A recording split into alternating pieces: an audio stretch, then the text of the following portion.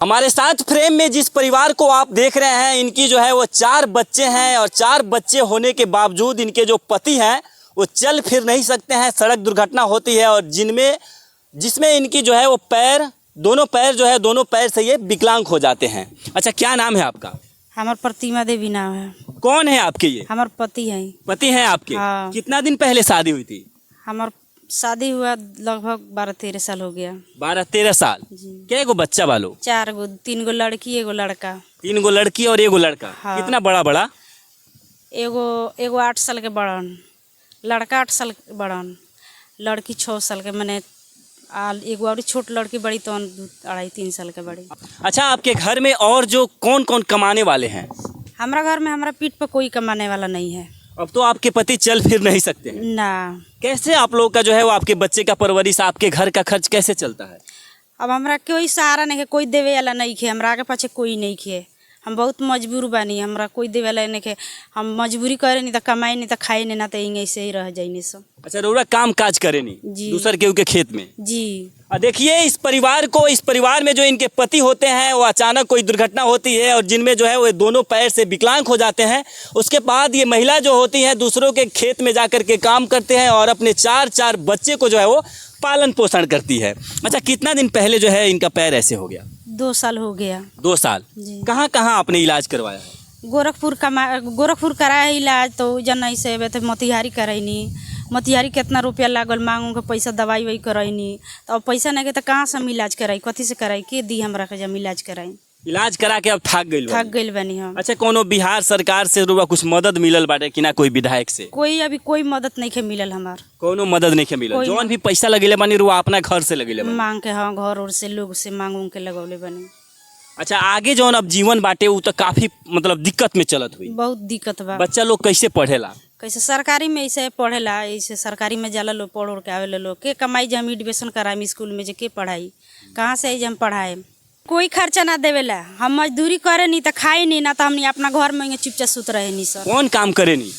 अब ये बेरा तो हम कौन सोहनी रोपनी करत रहनी है, तो लिया खियावत रहनी कमा के। अब के देवे वाला बा? कोई देवे वाला नहीं के, कोई सहारा नहीं के। हमनी खेती बाड़ी बा कि नारू वाला? नहीं के हमरा खेती बाड़ी नहीं खे। नहीं के। बहुत दशा में जीवन कट रहा। बहुत हमरा सफसीन बा, बहुत हमरा दिक्कत बा। अच्छा, लड़की लोग जे बा वो कै साल के बा?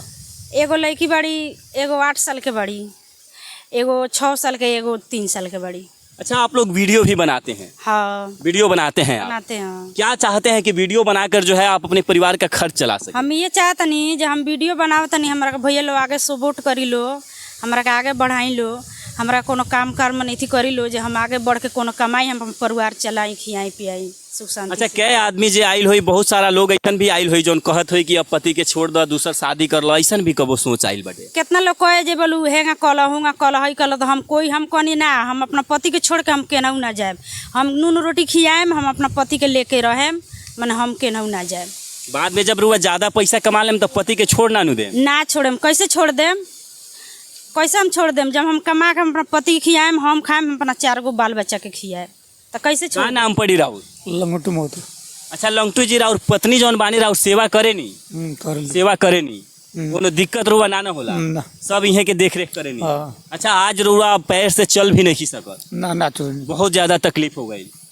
का लागत आगे जौन बाटे वो जिंदगी राउर कैसे कटी?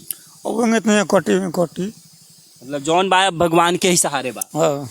जौन आगे का होई और वो भगवान के भरोसे हो। बाकी लोग से का चाहता नहीं रुआ? चाहते हैं मैंने वीडियो वार कोई लो ना मार। मैंने रोरो चाहता नहीं कि हम भी वीडियो बनाई और अपन परिवार के खर्च चला। हाँ। और देखिए फ्रेम में जो परिवार है, इस परिवार में कोई काम करने वाला नहीं है और ये लोग चाहते हैं कि वीडियो बना करके हम जो अपने बच्चे हैं उसका पालन पोषण कर सके और अपना जो जीवन है वो सुखी से काट सके। बाकी जो लोग वीडियो देख रहे हैं उनसे क्या कहिएगा?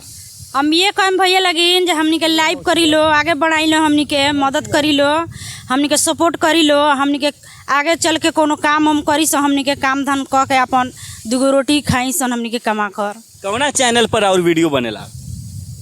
साहेब ऑफिसियल। साहेब ऑफिशियल के नाम पर फेसबुक आईडी बा जी। यूट्यूब चैनल भी बा जी। दोनों सेम नाम बा जी नहीं, यूट्यूब का क्या नाम बा? साहेब कॉमेडी टीम। साहेब कॉमेडी टीम जी। अगर रउरा लोग भी इ लोग के वीडियो देखे के चाहतानी तो साहेब कॉमेडी टीम के नाम से इ लोग के यूट्यूब चैनल बा और साहेब ऑफिशियल नाम से फेसबुक चैनल बा, तो जाके इ लोग के सपोर्ट करी ताकि जो महिला बाड़ी इनका परिवार चल सके और इ लोग के गुजर बसर हो सके।